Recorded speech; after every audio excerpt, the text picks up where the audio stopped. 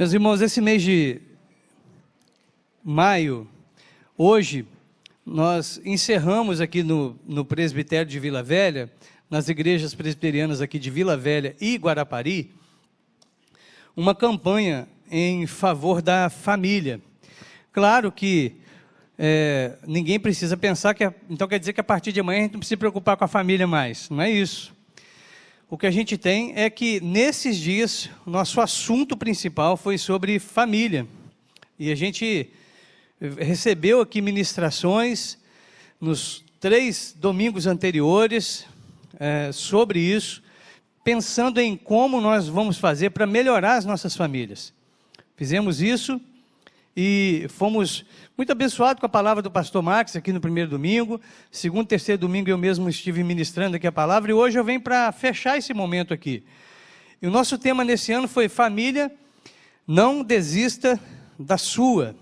Família, não desista da sua. Você vai abrir sua Bíblia em Lucas capítulo 15, por favor, enquanto a gente vai falando aqui, introduzindo o assunto.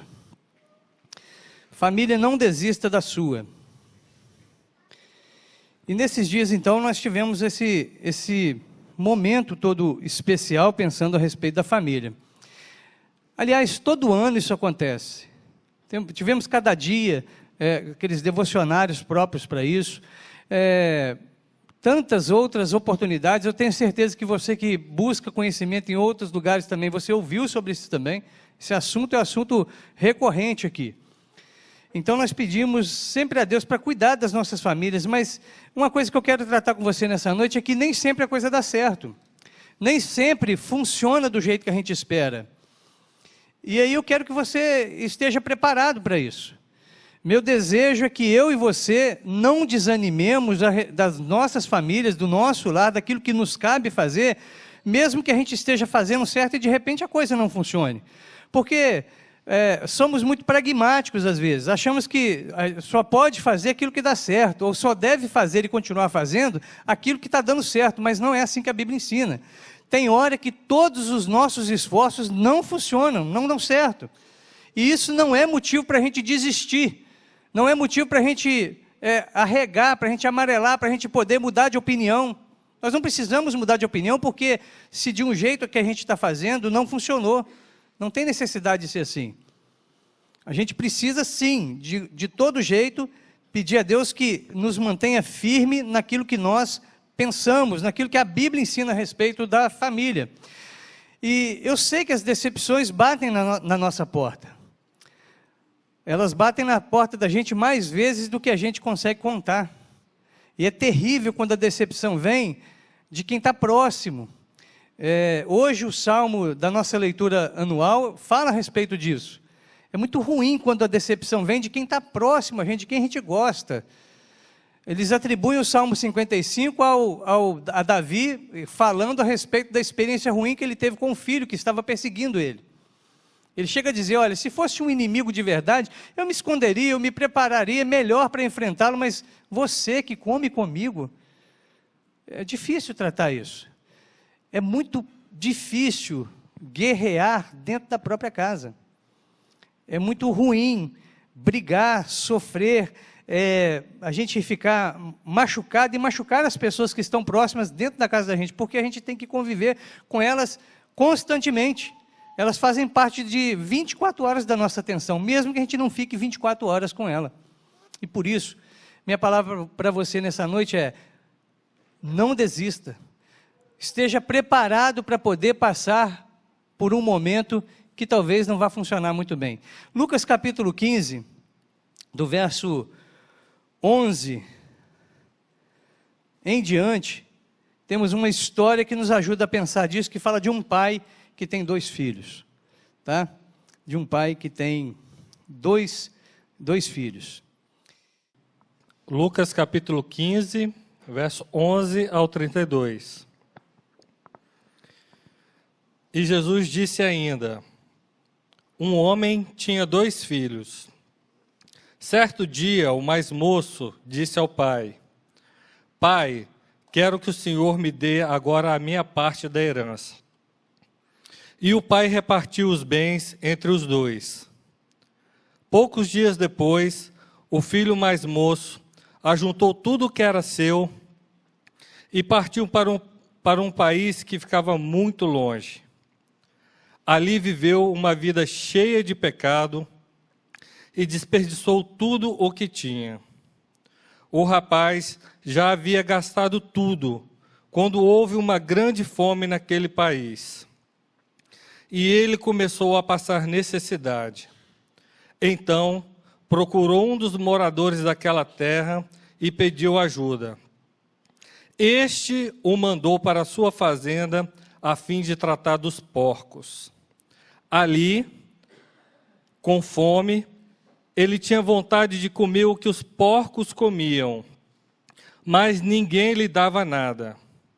Caindo em si, ele pensou: quantos trabalhadores do meu pai têm comida de sobra, e eu estou aqui morrendo de fome.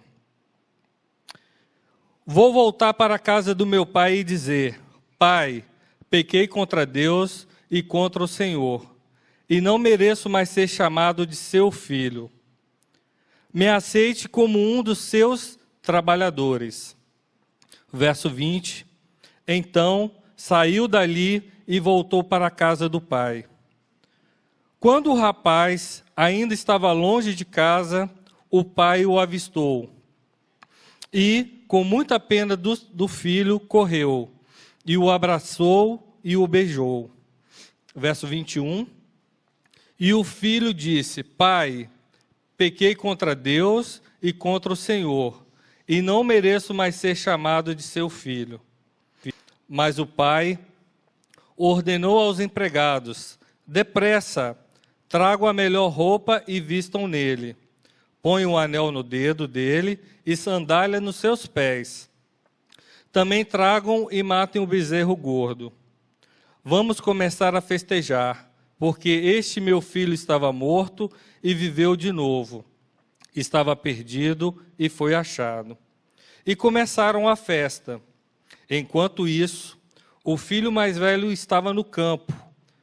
Quando ele voltou e chegou perto da casa, ouviu a música e o barulho da dança. Então, chamou um empregado e perguntou: o que é que está acontecendo? O empregado respondeu: o seu irmão voltou para casa vivo e com saúde. Por isso seu pai mandou matar o bezerro gordo. O filho mais velho ficou zangado e não quis entrar. Então o pai o veio para fora e insistiu com ele para que entrasse.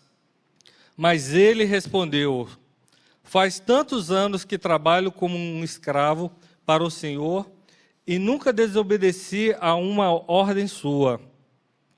Mesmo assim, o Senhor nunca me deu nem ao menos um cabrito para eu fazer uma festa com os meus amigos.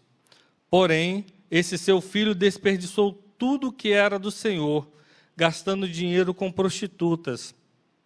E agora ele volta, e o Senhor manda matar o bezerro gordo? Então o pai respondeu: meu filho, você está sempre comigo, e tudo que é meu é seu. Mas era preciso fazer essa festa, para mostrar a nossa alegria. Pois este seu irmão estava morto e viveu de novo, estava perdido e foi achado. Vamos orar, então. Pai Celeste, te agradecemos por esse texto que foi lido agora. Peço que o Senhor nos abençoe nessa mensagem, em nome de Jesus. Amém.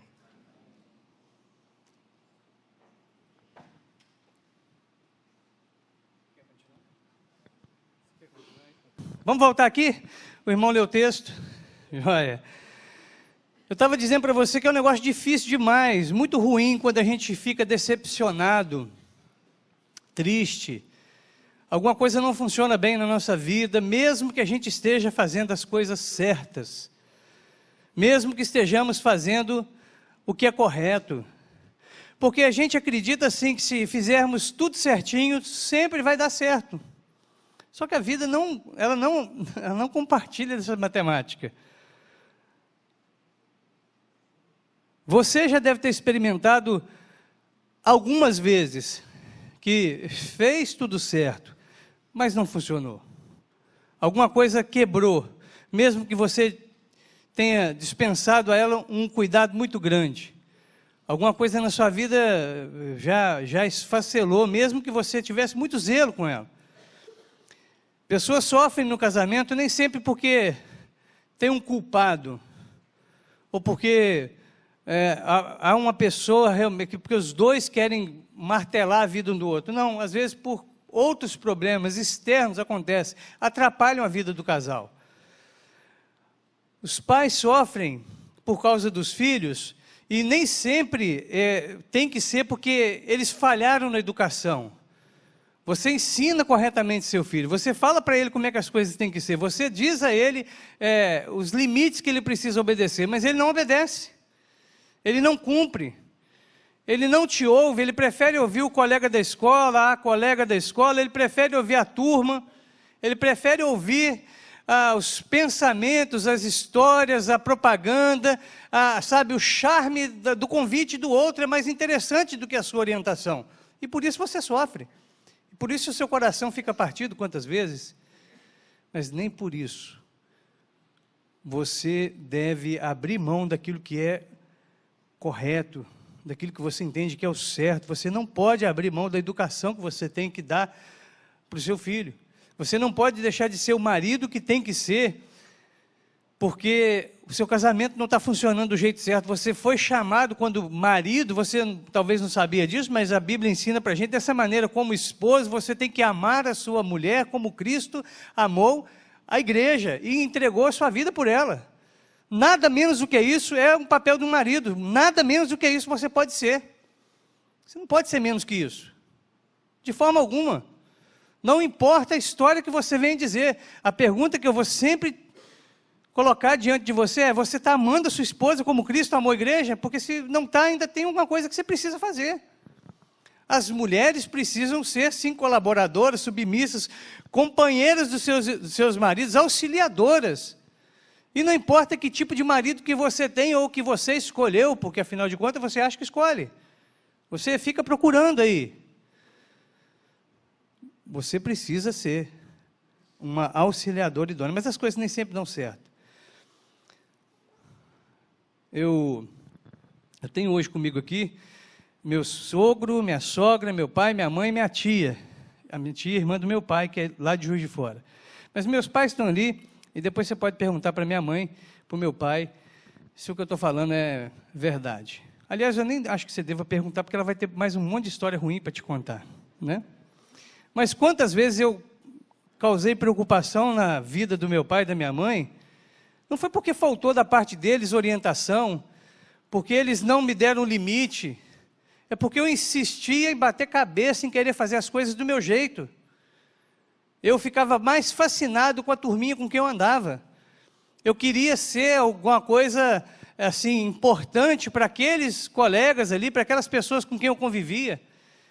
E por causa disso, muitas vezes eu fiz a porcaria de não obedecer a eles, de não dar para eles satisfação, de não avisar para onde que eu estava. Passaram noites em claro, preocupados comigo, e não foi porque eles não me deram limite, é porque eu fugia, porque eu insistia em ser rebelde com eles. Mas o pior que pode acontecer numa situação como essa, poderia ter acontecido comigo, é se quando eu tomasse um pouco de juízo, quando Deus mexesse comigo, quando Deus de alguma maneira me empurrasse para o lado certo, eu voltasse para casa e não encontrasse eles saudáveis para cuidar de mim, para me receber. Porque o que eu tenho visto hoje são dois extremos, pais que são, assim, muito mesmo, extremamente ausentes no cuidado, na educação dos filhos. Olha o que uma professora disse esses dias perto de mim, não foi para mim. E não é professora aqui da igreja, tá bom? Que ela trabalha o dia inteiro dando aula, mas quando ela chega em casa, ela não tem mais paciência para educar seu filho. E aí o filho dela pode fazer o que quiser, porque ela não tem gás, energia, paciência, disposição, seja lá o que for.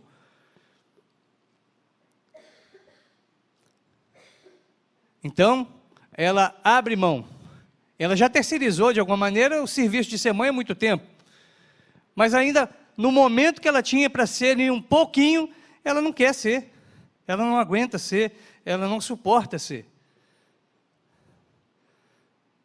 E aí, não quer brigar com o filho. Não quer dar desgosto para ele. Então, quando a criança, o filho, seja o que for, porque começa quando é pequenininho, mas isso vai repetindo em todas as fases, todas as idades, ele quer alguma coisa, mesmo que a coisa seja errada, o pai, mas a mãe fala assim, mas eu sou tão ausente, que eu vou ter que deixar ele fazer, porque assim, coitadinho dele, né? É um tormento. Pais que têm mutilado a sua função de pais, para poder viver a vida que querem viver. Diz que estão trabalhando muito para ganhar bastante dinheiro, para dar uma vida melhor para os filhos, mas os filhos não estavam nem querendo isso, eles estavam querendo a atenção sua. O que eles precisam é da sua atenção, é da sua mão acariciando ele, é da sua mão corrigindo ele, é da sua mão cercando ele, para ele não fazer o que ele está querendo fazer, que é errado. Pai e mãe fazendo isso. Outro problema que eu tenho encontrado demais, é essa ausência, essa falta de limite, pais mal resolvidos, que querem ser os melhores amigos do filho, um negócio muito estranho. Quem tem um melhor amigo aqui? Não precisa levantar a mão, porque você pode se comprometer, mas só lembra. Quem tem 1 ou 2 ou 3, tanto faz, melhor amigo, sabe do que eu vou dizer agora. O melhor amigo da gente, eu tenho alguns, eles são assim, eles estão com a gente por que der e vier. Eles participam com a gente de todas as coisas. Eles ajudam a gente a matar a aula. É matar a aula mesmo que fala aqui, não é? Tem lugar que é cabular, né? Cabular, sei lá, dá um perdido na aula. O melhor amigo faz isso. O melhor amigo arruma a casa para você ficar sozinho com uma pessoa. O melhor amigo faz isso. Seu pai não é seu melhor amigo, ele não pode fazer isso por você. Sua mãe não é sua melhor amiga, ela não pode fazer isso por você. Ela não pode te ensinar e te incentivar a colar na escola. Seu pai e sua mãe são muito mais do que melhor amigo. São muito melhores. Mas os pais têm perdido a noção disso e têm se rebaixado à função de melhor amigo. E se o filho fica chateado com o pai, com a mãe, ela entra em desespero, fica depressiva, quer bater a cabeça na quina, porque não aguenta ver um filho com a cara emburrada para o lado dele. Por quê? Porque você está assumindo um papel que não é seu, você está se rebaixando. Você é muito mais que isso. Seu melhor amigo vai te ajudar nas coisas mais atrapalhadas que for, e vamos depois rir disso de algum tempo. Dependendo, se der para rir, porque às vezes é de chorar. Tem coisas que não tem conserto. Mas o pai e a mãe, eles não têm que fazer isso. Então você precisa ser um pai correto, um pai perfeito, uma mãe perfeita, segundo a palavra de Deus. Não perfeita porque você é melhor, porque tem uma aura em cima de você, porque quando as pessoas olham para você, vê uma luzinha diferente. Não é nada disso. Apenas fazer a função que Deus te chamou para fazer. Você precisa ser um esposo correto, que cuida da sua esposa, que valoriza ela, que ela, ao estar ao seu lado, se sente realmente importante, porque ela é importante. Se sente valorizada do seu lado. Você não tem que comprar todas as coisas que a mulher quer, porque ninguém aguenta, né, gente? Vamos pensar direitinho. Mulher só a sapato, se começar a comprar sapato, já era. Não cabe mais, não tem jeito. Você não tem que fazer todos os gostos dela, mas ela tem que se sentir realmente importante, companheira sua, do seu lado. Você tem que ser o esposo perfeito? Sim. Amar a sua esposa como Cristo amou a igreja. E aí as outras coisas vêm depois. Precisa fazer isso. A esposa precisa sim cuidar do lar, cuidar da família, ser realmente companheira e disposta a caminhar junto, a sonhar junto, a ajudar seu esposo a ser realmente funcionar como homem. Tem casa que o homem é só um nome, porque quem manda, quem lidera, ainda bem que você falou, não precisou de eu falar nada, né? Mas é isso mesmo, é a mulher que manda. Isso está errado, gente. A Bíblia não ensina dessa maneira, nós estamos trocando os papéis. Nós não estamos falando de ninguém ser massacrado, de ser rebaixado, nada disso. É de ser valorizado do jeito certo. Agora, Lembra, minha proposta no início é, você precisa estar preparado para as decepções, porque quando elas vierem, você precisa enfrentá-las e saber que se o erro não foi seu, você tem que continuar na sua, fazendo o que você tem que fazer. Esse texto que foi lido pelos irmãos aqui, capítulo 15, do verso 11 em diante, fala da história de um pai que tem 2 filhos. E aí, só para... deixa eu falar a coisa mais importante desse texto, desse capítulo inteiro. Esse capítulo inteiro está falando de coisas que se perdem, mas que alguém vai lá buscar. Uma ovelha se perde, o pastor vai lá buscar, o pastor, o cuidador de ovelhas, ele vai lá e busca. A mulher perde uma dracma, ela mesma arruma um jeito, varre a casa, tira as coisas do lugar, trabalha com muita diligência para poder encontrar aquela moeda que foi perdida. E agora filhos se perdem e o pai vai atrás cuida desses filhos, recebe esses filhos de um jeito correto. Esse texto não está falando de ovelha perdida, está falando de pastor que busca ovelha que perde. Porque a gente está tão egoísta, a gente está tão achando que nós somos o centro das coisas, que a gente acha que o texto é da ovelha perdida. Não, é do pastor que busca a ovelha. O pastor é que é a pessoa principal ali. A figura principal é o pastor, não é a ovelha. A figura principal não é a dracma, não é a moeda. A figura principal é a mulher que simboliza Deus, que vai atrás da gente e faz de tudo para nos achar. A figura principal aqui não é o filho pródigo, gastador, que vai lá e faz um monte de bobagem, não, e depois ele cai em si e tal, não é nada disso. A figura principal é o pai, que representa Deus, que festeja quando a gente se arrepende, quando a gente se acha, quando a gente realmente toma uma postura do lado dele, a favor dele, para o lado dele.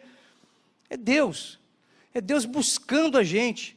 E aí então, entenda uma coisa, o texto está falando disso, de um Deus que procura pessoas, que vai ao encontro delas, que recebe essas pessoas, quando vão para o seu lado, pode estar todas mulambentas, todas arrebentadas, todas machucadas, cheias de experiências mais depravadas possível, não tem problema, ele recebe e faz festa quando a gente vai para o lado dele.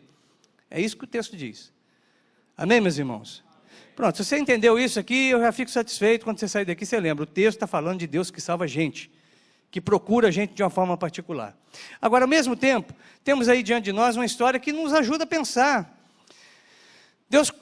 Jesus contou a história desse Deus maravilhoso que, quando passa por decepção, não perde a estribeira, não fica iracundo e nem muito menos depressivo. Ele continua tocando a sua vida, mesmo que com tristeza. Podemos deduzir isso, o texto não fala isso, mas a gente entende que um pai, que o filho quer que ele morra, porque ele fala assim, olha, não estou com disposição de esperar o senhor morrer, velho. Me dá logo essa grana aí que eu quero gastar. Nenhum pai que passa por uma situação dessa vai ficar satisfeito. Ficou triste, ficou realmente machucado com essa decisão. Mas ele deixa esse negócio acontecer e ele continua sendo uma pessoa do jeito que tinha que ser, porque quando o filho volta, ele está lá, ele não está internado no hospital. Ele não está tomando não sei lá quantos comprimidos para poder manter as suas emoções em dia. Ele deixa realmente as coisas acontecerem, que estão ali, é aquilo que tem que acontecer, mas ele mantém a vida ajustada. E por isso eu estou dizendo para você, se prepare. Quando não der certo as coisas na sua casa, quando não der certo as coisas na sua vida, quando as coisas derem errado, mesmo que você tenha feito tudo certo, porque eu não acredito de forma nenhuma, principalmente esse pai sendo uma figura de Deus, Jesus usa essa história para ilustrar o que Deus é, que faltou uma educação correta aqui. Esse menino foi embora porque ele era mimado. Aí ele foi embora de casa porque o pai foi muito bambo com ele, assim, sabe? Muito frouxo com ele. Não, ele foi embora porque ele quis. Assim como alguns maridos saem de casa porque querem, porque a esposa não fez nada para merecer. Assim como algumas mulheres também saem de casa porque querem, porque não tinha motivo. O marido trata ela bem, mas ela quer sair. Ela quer experimentar outra coisa, ela está curiosa, ela quer ir para um lugar distante daquele que ela está vivendo, porque aquele que ela está vivendo, ela não está sabendo curtir, aproveitar, ela não encontrou alegria naquilo ali. Aí ela acha que indo para um outro negócio, ele acha que fazendo um outro negócio, arrumando uma outra mulher, vai funcionar. A gente sabe que não vai. Mas as pessoas podem fazer essa escolha.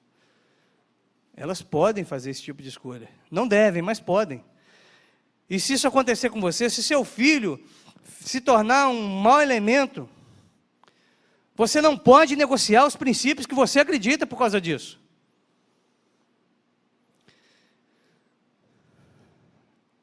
eu lembro com muita tristeza de um exemplo lá da minha cidade, da minha igreja, né? Onde eu me converti, de um pai, naquela época presbítero da igreja, atuante, participativo das coisas, de um coração muito misericordioso, ajudador. Como é que é o nome que a gente dá para as pessoas que dão muita oferta, assim? Generoso. Homem generoso. Mas um dos filhos, até hoje, insiste em viver uma vida mais ou menos para a sociedade, mas uma vida dupla, gosta de usar droga. Às vezes dá uma maneirada, para e tal. Mas naquele período, há quase 20 anos atrás, a coisa estava muito assim. Aí apareceu um movimento lá falando que dava jeito nisso. Que era só a pessoa ir para um encontro, ficar 3 dias lá, um retiro, tipo o nosso aí, que nós vamos ficar 4 dias, né? O Deus que surpreende, vai lá para você ver. Mas havia toda uma propaganda em cima desse negócio, que era assim, vai para lá que... Aí a propaganda era desse jeito. É a pena não ter isso gravado, né, para mostrar para vocês. Seu filho, se ele for drogado, ele vai largar a droga. Sua mulher que não é crente vai converter. Seu marido que não é crente vai aceitar Jesus. Porque você vai ter um encontro com Deus. Gente, quantas pessoas negociaram a vida inteira de fé por causa de uma propaganda de fim de semana? Porque eu não sei, eu não acho que elas são pessoas más, que elas eram pessoas mal intencionadas, que eram pessoas ruins. Não acho isso, de todo o coração. Esse homem, por exemplo, que eu estou citando, uma pessoa que muito me auxiliou pessoalmente, particularmente, e outros amigos meus também. Um homem extremamente generoso, bondoso, mas acho que o desespero dele era tão grande, a vontade de ver o filho dele largando aquela porcaria da droga era tão, assim, sabe, gigante, que ele caiu na conversa.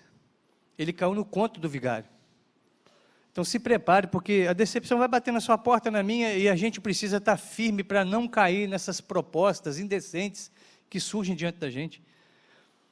O pai do filho pródigo e do filho mais velho ali, são 2 meninos, do menino A e do menino B, para a gente facilitar aqui, ele se manteve na mesma postura. Quando o filho voltou, ele achou a casa do jeito que ele saiu. O pai era o mesmo. Tratou ele com o mesmo amor que sempre teve. E como é que a gente sabe disso? Como é que o pai sempre teve esse amor? Ele fala isso com o filho mais velho. O filho mais velho fica emburrado quando fica sabendo que o irmão chegou, que está tendo uma festa para ele. Ele fala, entra, cara, vamos festejar juntos, vamos participar da festa. Ele, não posso, porque esse teu filho aí, ó, fez um monte de bobagem, eu não misturo com gente assim, não. É muito crente, né? O filho mais velho é o crentão, né? É o cara assim, super consagrado. Ele não mistura com qualquer um. O pecador não serve para ele. Aí ele fala assim, que isso, rapaz? Mas o senhor, interessante, o senhor nunca me deu a oportunidade de fazer uma festa dele. Aí o pai responde para ele, claro que eu dei. Tudo que eu tenho é seu, rapaz. Se você quiser, você podia se alegrar. Você, em outras palavras, ele está dizendo assim, você não se alegra porque você não quer.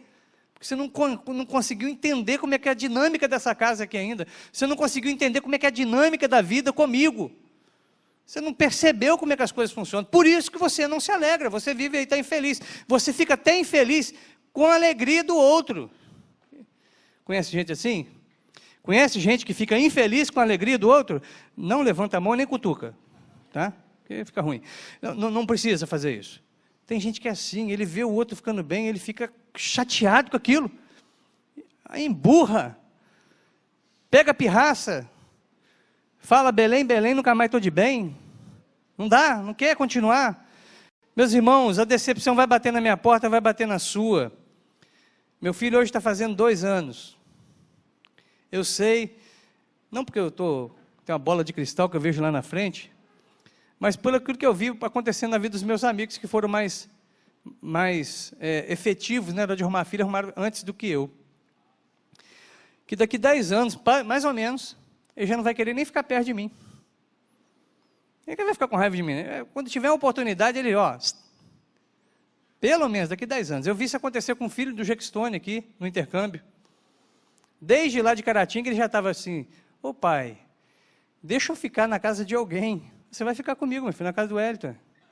Não, na casa de outra pessoa, com os colegas aí. Não quero ficar com o senhor. É assim.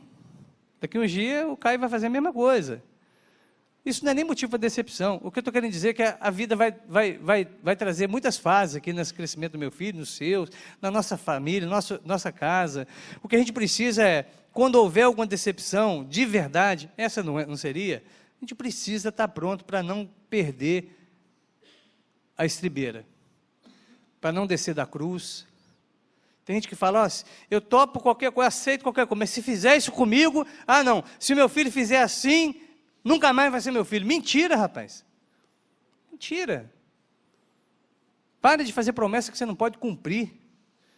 Se seu filho se tornar um bandido e for preso, ele continuará sendo seu filho. Um bandido preso, mas será seu filho.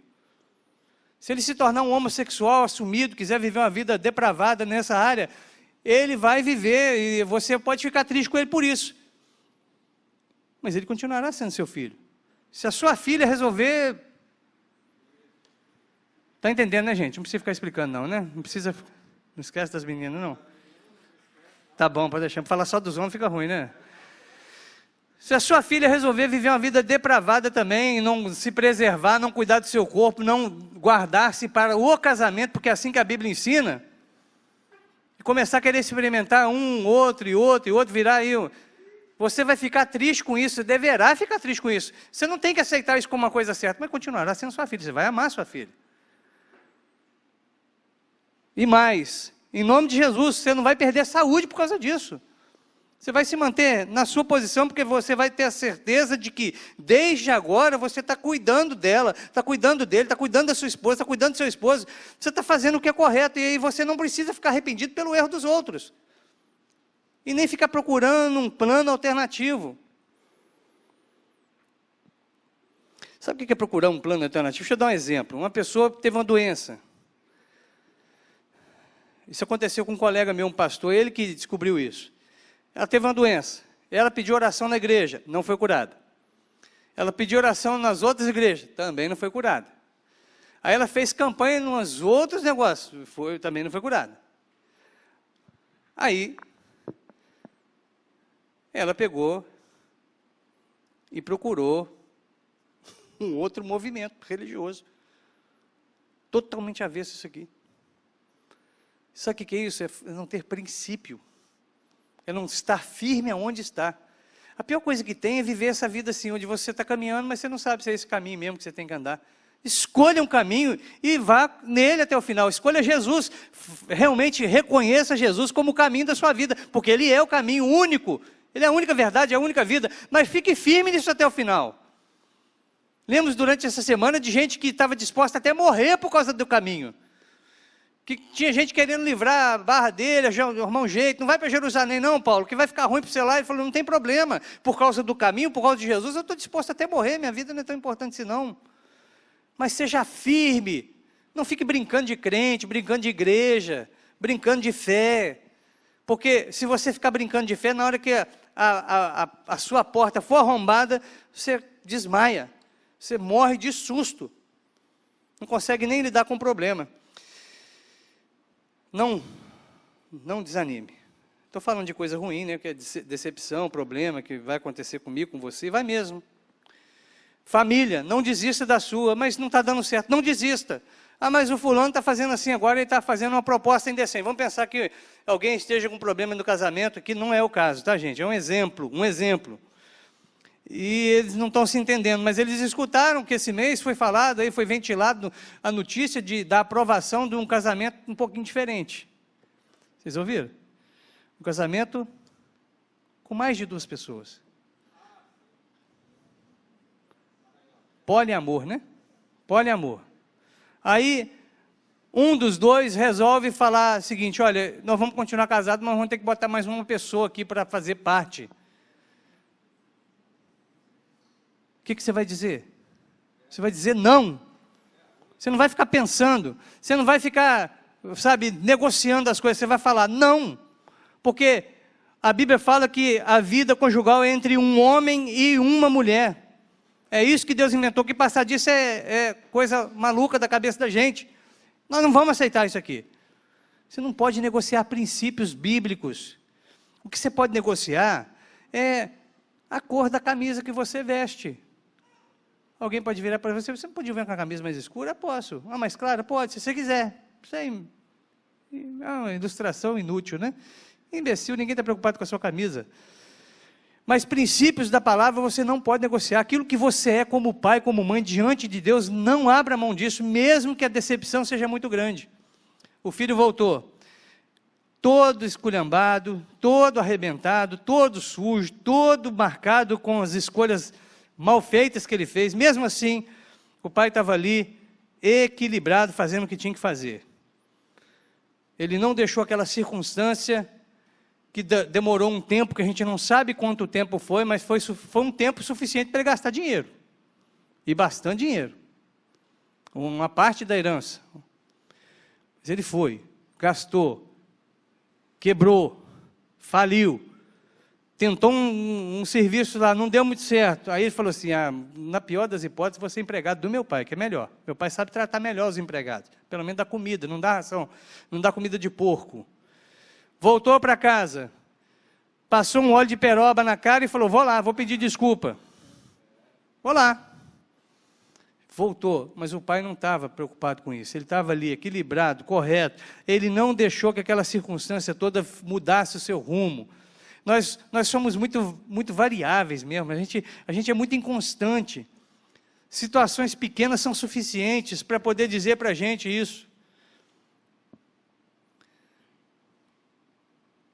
Uma pessoa um dia falou que não ia mais na igreja presbiteriana do Brasil, uma outra igreja, veio compartilhar comigo, perguntar o que eu achava. Eu falei, não, acho errado. Por que você não vai? Ah, porque a igreja presbiteriana, o povo é muito frio, né? Mas por quê? Você lê a Bíblia todo dia? Não leio. Você ora todo dia? Não, não oro. Eu falei, mas claro que o pessoal é frio, olha como é que você vive. Não tem como ser. Se todo crente da igreja presbiteriana for igual você está envolvido em quantos ministérios da igreja, em quantos serviços que a igreja oferece ali, que tem? Ah, não tenho tempo. Ah, pronto aí, está resolvido. Por isso que a igreja é desse jeito, porque você é a expressão da igreja. Realmente, é uma igreja muito fria. Olhando para você, é uma igreja fraca. Mas para quem está envolvido, quem está querendo fazer o que tem que ser feito, o pai que quer ser um bom pai, a mãe que quer ser uma boa mãe, não seja, meu irmão, minha irmã, apenas fruto do meio, da essência, do momento ali, não se deixe levar. É normal que algumas situações nos deixem atordoados. É comum isso acontecer. Mas você não pode perder o rumo da sua vida. Fique firme com Cristo. Seja uma pessoa sábia. Não fica recuando e mudando de ideia toda hora. Agarra. Alguém já disse que os pensamentos corretos, a gente precisa olhar para eles, paquerar com ele, namorar, casar com ele e depois viver as consequências disso. Então, você abraçou a fé, fica firme, firme com Jesus. Esse texto também, meus irmãos, eu quero encerrar aqui, ele traz uma outra questão que a gente pode explorar ela melhor num outro momento, mas eu quero apenas lembrar.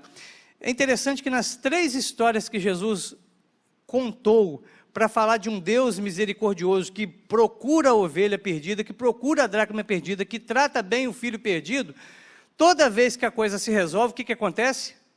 Festa, festa, festa. Depois você olha na sua Bíblia e lê o capítulo 15 e vai percebendo, festa, festa, festa. E com isso, eu e você podemos sim já aprender, perceber, que se tem uma coisa que é importante a gente fazer, é celebrar as coisas que dão certo.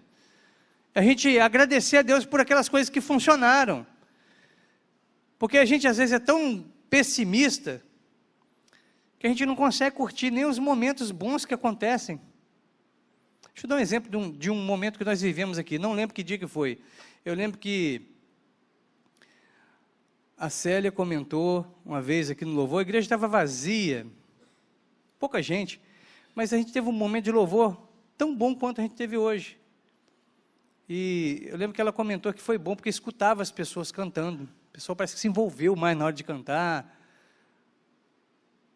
E foi um momento bem interessante mesmo. Aí a conversa anda, né? Ela comentou isso aqui na frente e tal. Aí depois alguém comentou isso comigo também, assim, falou, foi legal, né? Foi um momento bom, não foi, pastor? Eu falei, foi ótimo. Aí uma pessoa que eu não lembro quem é, mas graças a Deus eu não lembro das figuras, né? Que eu não posso... Eu falei, mas era visitante que estava cantando. Falei, não importa se era visitante, se não era. Eu não sou visitante, eu estava cantando, estava bom. Eu sou visitante? Não, eu sou da casa. Estava bom. Sabe o que é isso? É porque a gente às vezes tem dificuldade de celebrar, de curtir, de ficar feliz com as coisas quando elas dão certo, quando elas funcionam. Aí quando dá errado, a gente levanta a bandeira, filma, põe no Facebook, faz de tudo para poder escrachar. Mas quando o negócio está dando certo, a gente não faz. E Deus está ensinando para mim e para você uma coisa que para mim, pelo menos, é muito difícil. Celebrar todas as conquistas, todas as vitórias. Toda vez que aconteceu uma coisa boa, lá, achou a ovelha? Achou. Vamos fazer uma festinha.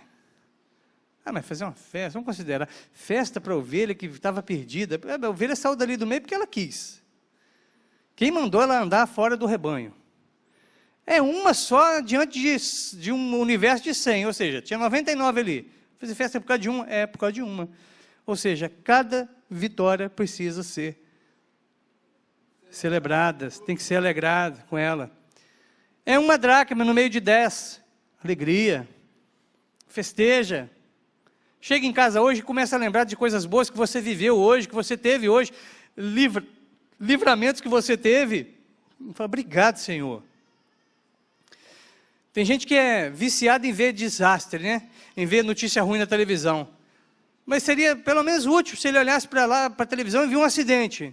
O carro bateu, quebrou, derrubou o poste.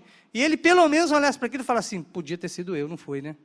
Graças a Deus que não foi comigo, nem com a minha família, nem com ninguém da minha igreja, nem com ninguém que eu conheço.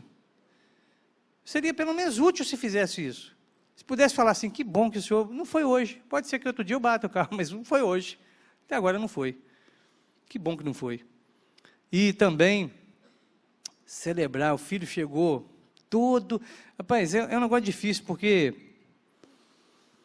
Imagina... Alguém que você ama muito, que está próximo da gente aqui agora, ele sai e volta naquela condição que esse sujeitinho voltou. Até por imaginar o jeito que ele estava vestido, a gente imagina, devia estar até fedido. Mas o pai não vê essas coisas.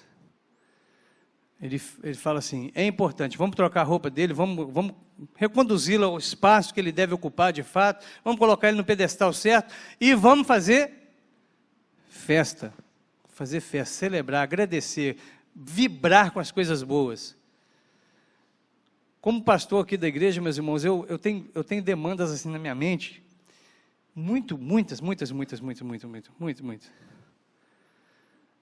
E como eu disse aqui num tempo passado, eu fui muito pastoreado aqui pelo conselho da igreja, de uma forma muito especial pelo Mauro, que gastou tempo comigo e falou assim, tira o pé do acelerador, bota uma marcha de cada vez, vamos... E realmente ele estava muito certo, porque se eu ficar pensando em tudo que a gente poderia estar fazendo, não dá, a gente só pensa assim, que ruim, né? A gente começa a pensar de forma negativa, 26 anos de igreja, e não tem isso, não tem aquilo, não tem aquele outro. É ridículo, né? Não, mas pode pensar o seguinte, nós somos igreja organizada há 26 anos, e graças a Deus nós estamos caminhando aqui, e quantas pessoas já se converteram aqui, quantas pessoas foram abençoadas através desse lugar aqui, não importa o que estava por cima, o que estava do lado, desse grupo reunido, da igreja reunida, louvado seja o nome do Senhor. Podemos louvar o Senhor por um monte de coisa. Viramos um ano aqui, e está acontecendo coisas... mudamos a escola dominical, os irmãos estão mais participativos, vamos festejar por isso, vamos agradecer ao Senhor por isso. O nosso missionário, aquele que nós estamos apoiando lá no Paraná, que trabalha com índio, ele mandou uma mensagem para mim, falando assim, olha, a primeira população de abelha, não sei se o nome que ele falou foi esse, né? Ele falou assim, o mesmo grupo de abelha lá já começou a produzir mel, porque estava em teste. É um projeto que ele está fazendo com os índios para eles serem autossustentáveis, para eles não ficarem pedindo dinheiro na rua, para eles não ficarem mendigando, para eles trabalharem e ter o dinheiro suado deles, que é o que a Bíblia ensina, né? Que é para a gente comer com o suor do nosso rosto. Já funcionou. E sabe o que é legal? Ele falou assim, avisa para a igreja de Itaparica que um pouco dessa doçura que a abelha vai produzir é por causa deles, porque nós mandamos oferta para ele lá. Nós estamos participando de um projeto lá no Paraná. Vamos festejar. O João Grandão, João Valvassori, mas eu acho mais bonito chamar de João Grandão, que é mais fácil. Daqui a um tempo ele vai estar mais próximo da gente aqui. Nós começamos a caminhada com ele agora, nos aproximamos dele agora, e a gente vai ver muita história acontecendo através da vida dele. Sabe o que é legal? É um braço da nossa igreja que está junto com ele, apoiando o trabalho dele, conduzindo, ajudando, trabalhando com ele, apoiando ele de algumas maneiras, não é só financeira, não. A gente está chegando lá, a gente está andando. Quanta coisa precisa acontecer, meus irmãos? Muita coisa, mas vamos festejar por essas?